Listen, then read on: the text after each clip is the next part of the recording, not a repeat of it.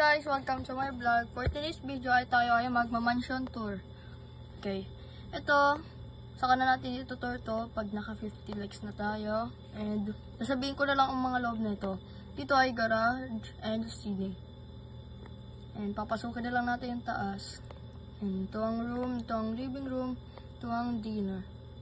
Dito ang papuntang garage and cinema. And ito ang two-way. At sisimulan na lang natin dito ulit. Dito ay this is a sports area. Yan. Sorry guys, nabulol pa ako. First time ko lang mag-Minecraft tour. Yan. Naglalag pa ako. Dito guys, may basketball court. Yan. And dito naman, may swimming pool. May iba ang aking boses ngayon. Yeah. Dito ang golf. Yan. First time ko kasi mag-Minecraft experience. And like, doon na natin ikakat to. Dara-diretso na. So, let's go na rito. Dito naman ang aking modern house. And this is my helicopter parking. And ito naman ang aking yacht. Ito ang, tapos meron pang panalawang yate ko. Yan. Hindi pa siya tapos. And katabi ko lang ang mga village.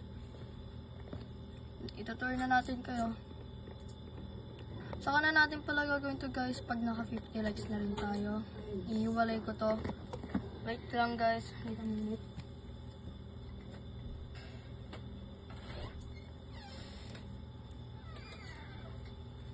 Yan. Channel lang ako saglit guys. Ito naman ang ating living room and kitchen. Yan. Actually guys, di pa tong tapos. Isasabay ko na rin sa paggawa ng yacht ito, pagbuo na itong mga kwarto dito. Yan. Siyempre, pupunta na rin natin itong balcony ng ating yate. Yan. Balcony natin. Medyo may kalitan lang dito guys. Pasensya na. Yan. Dito naman ang captain room. At dito rin may living room. Yan. May balcony rin. And dito naman ang ating third floor. Yan. Yan guys. Meron tayo. Ayan ang paggawa sa akin. Akong gumawa dito guys. Baka sabihin niyo mga cheat eh. Ayan guys. Pero dahil may silang ang ating video, papalaki na lang natin to guys. Papasukin na natin to. Garage natin. And ito ang cinema. Yan. At ito na natin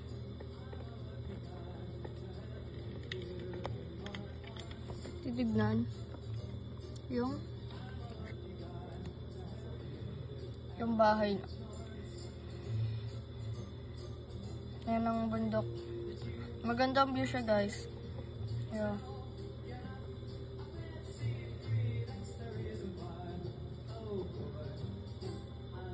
Meron tayong view.